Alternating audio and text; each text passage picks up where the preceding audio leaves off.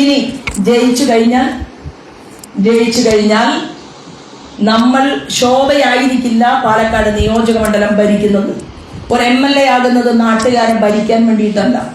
ഒരു MLA എന്ന് പറയുന്നത് ആർക്കും എപ്പോഴും MLAയുടെ ഓഫീസിൽ വന്ന് സംസ്ഥാന ഘടകവുമായിട്ട്, അതായത് കേരളത്തിന്റെ സെക്രട്ടേറിയറ്റുമായിട്ട് ആവശ്യമുള്ള മുഴുവൻ കാര്യങ്ങളും പറയാനുള്ള ഒരു താവളമാണ്, ഒരു ആശ്രയ കേന്ദ്രമാണ് MLAയുടെ ഓഫീസ് എന്ന് പറയുന്നത്. നിങ്ങളുടെ ജോലിക്കാരിയായിട്ടായിരിക്കും ശോഭാ സുരേന്ദ്രൻ എന്ന് പറയുന്ന സ്ത്രീ ഈ പാലക്കാട് നിയോജക മണ്ഡലത്തിൽ ഈ ജീവിതത്തിലെ ഒട്ടനവധി മണിക്കൂറുകൾ, അതായത് ഒരു ദിവസത്തിൽ ആവശ്യമായിട്ടുള്ള സമയത്തെ മാറ്റിവെച്ചു കഴിഞ്ഞാൽ ബാക്കി സമയം മുഴുവൻ ഈ പ്രവർത്തനം ഏറ്റെടുത്തുകൊണ്ട് നിങ്ങളിൽ ഒരാളായിട്ടുണ്ടാകും.